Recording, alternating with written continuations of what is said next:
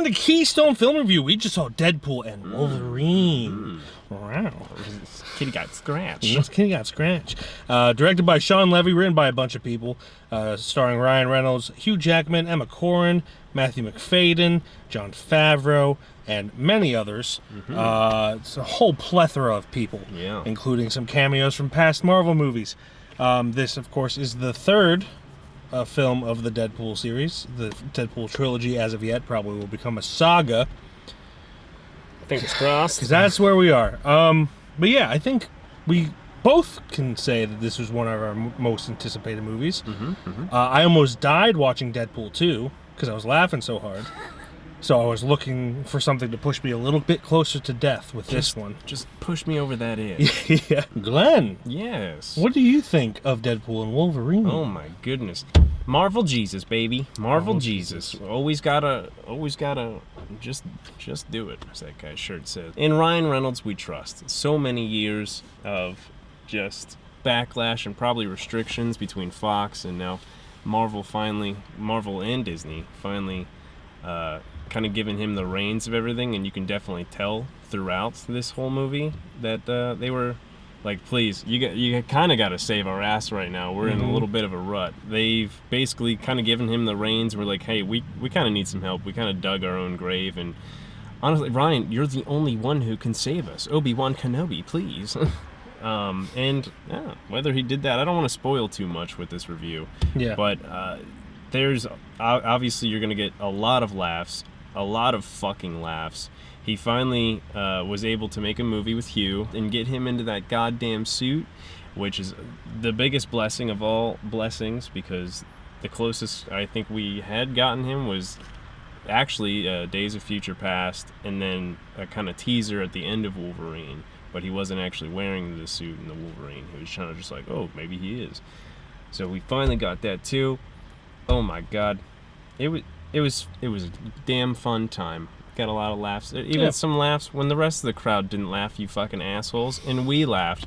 Why didn't you guys laugh? That was a really funny joke. To be fair, that happened on the other way around too, where especially in the beginning I felt like it took a while to get going personally, in my opinion. There was a lot of like setup and just jokes that I don't know, I didn't find funny. Obviously other people did because they were laughing.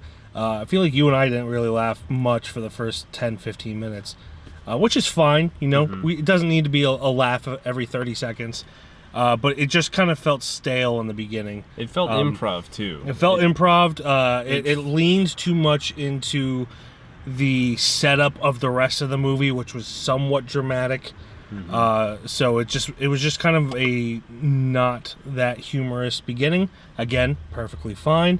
Especially since most of the beginning, at least the first 15 minutes at least, it felt like it was kind of just post writer's strike, because I don't think they actually started filming until after. I'd be surprised if that were the case, because it takes a long time to edit these movies. Yeah, but and shoot them. That first 15 minutes honestly felt like, hey, we've got these 6 people in this room right now. Yeah. Kind of just riff it right now. Yeah. The thing that kind of took me off the most is that, like, 1 and 2 feels relatively small. Like, even the fight scenes are just, like, you could tell that it's just, you know, contained and within a single area. And this kind of, I mean, it's the first one with Marvel, so I'm not surprised. But it kind of expands into the rest of the MCU and everything. It feels bigger. To me, that took away some of the charm of Deadpool 1 and 2. And it, at times, felt like it was doing too much to try to, you know, do fan service. Which I understand that the whole point of Deadpool is breaking the fourth wall and fan service. But there's good ways of doing it, and then there's just, like, in-your-face ways of doing it. And I don't know, it took me a while to get into this. It's maybe not a testament to the movie, more just my tastes, but you know, I kind of, up until maybe the last hour, I don't even know how long this movie is. 2 hours. 2 hours? 7 minutes. So like the first half I was just kind of like, okay, this is entertaining, but like it wasn't hitting the same way as 1 and 2, where I was on board from the get go with 1 and 2. So I in that sense, I was kind of disappointed, but I still enjoyed it overall. I mean, obviously Ryan Reynolds, he's great. He pokes fun at himself a lot. I feel like there's a lot. Maybe it's an ego thing for him, but it feels like there's a lot more Ryan Reynolds centric jokes in this. Yeah. Like they mentioned Blake Lively at one point. It's like especially at the yeah. I'm gonna tell Blake. Yeah. Especially like at the end of the second one, like he basically kills himself when he gets the TV. Yeah, watch, was not that the a TV, the time travel watch or whatever? Was that the a fuck it end credit scene? I can't remember. It was it was like during those credits. During the credits, yeah. I agree and creamily disagree to an extent with your opinion on the whole getting into Marvel and the multiverse kind of fine. thing. That's perfectly fine. But it's kind of for more of a different reason. I think it's like I said earlier. I think it's Marvel's been in such a rut, and if they were gonna bring, mostly fan base, if they're gonna try to bring back a lot of the fan base, I think whoever's gonna do it, it's most likely going to be Deadpool. Now, they're not going to construct a major story and fix everything with Deadpool. I mean, that's just not going to be a thing at all. But to kind of get back to, at least get to the fans again and bring everybody kind of back into the fold, you're not going to get it from Doctor Strange. You're not going to get it from Captain America or anything like that. You got to make jokes at yourself, and you got to do it with Ryan Reynolds, it seems. Yeah, now I do agree with that. They didn't fix Marvel, but it shows that Marvel's willing to at least try to like go in the right direction instead of what they've been doing. Now, hopefully from here, again, there's not really spoiling anything. Hopefully from here they stick to the smaller stories and instead of trying to go to this bigger scale shit. Yeah. Not everything needs to be about the end of the world. Or multiverses. Just go back to like Spider-Man in New York. Just chill there. Or I mean, even if I don't know what Captain America's gonna be like. I wish they didn't show the fucking Red Hulk in the trailers. Because imagine. Well, that's just a trailer thing now. Yeah. Where like. It would have been amazing. I tried not to watch any trailers for this, too. It would have been amazing if we didn't see him in the yellow suit in any trailers, and then they revealed it. That's just, that's just that was trailers. Gonna be pretty hard spoil when everything. Most of this movie was him in the yellow suit. Yeah, sure. yeah. But, I mean, they've done bigger things, such as erasing a beard from the majority of Justice League. I say they, Mustache. General, too. I mean, he had his stubble, too, which he wasn't allowed to shave.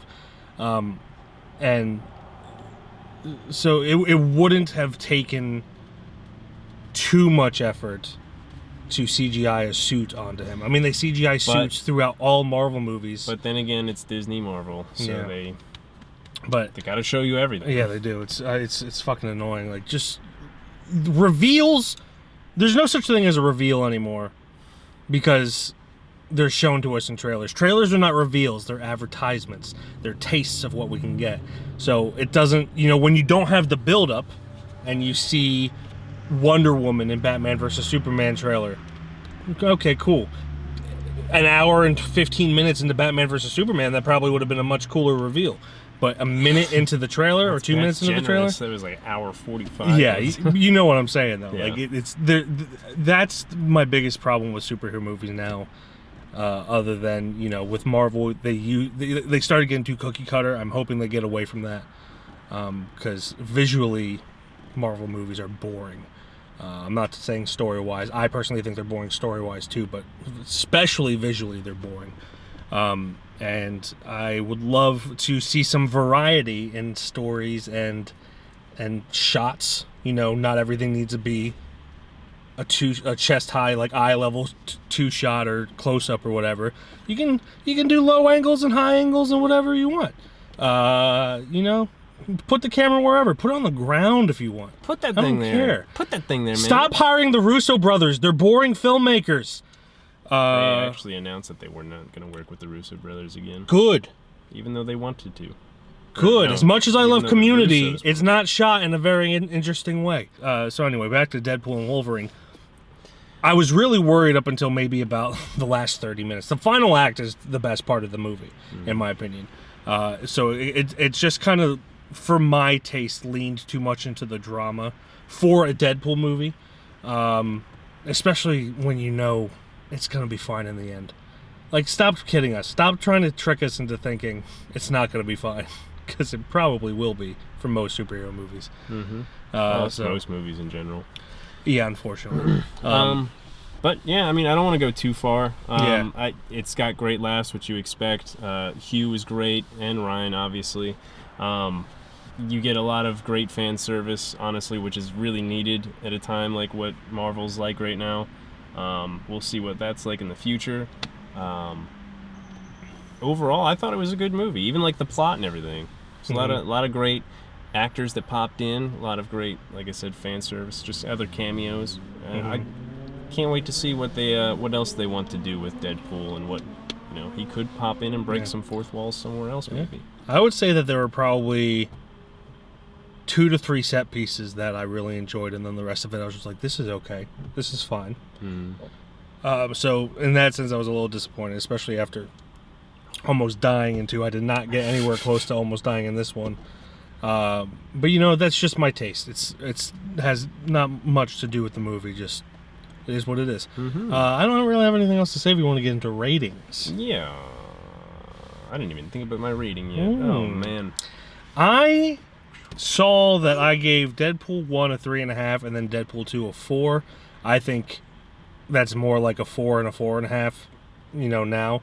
So, but for this, I think I'd give it a 3.5 because, mostly disappointed, but still enjoyed it. And, I like it, but didn't really go above and beyond, in my opinion, for me. Each one, I'm giving 4 stars. Apparently the first 2 I already gave 4 stars, so this one I was also going to give 4 stars. So that's going to be like a 444. It's like almost a 666 or 777. Sorry, that's the one I meant. Don't crucify me now. Holy shit. Yes. So that is what we thought of Deadpool and Wolverine. If you saw this, tell us what you thought down below. Which cameo was your favorite? Who would you like to have seen as a cameo and possibly in the next one? And yeah. I'm really curious what Hugh wants to do moving forward, too. I would like to see Hugh get Always. into more stuff like Prisoners. I think that man wants to do musicals, and if he just wants to do that, that's fine, too. That's fine. Get into that, man. Yeah. But, yeah. Just love me. Goodbye, everybody. Bye-bye.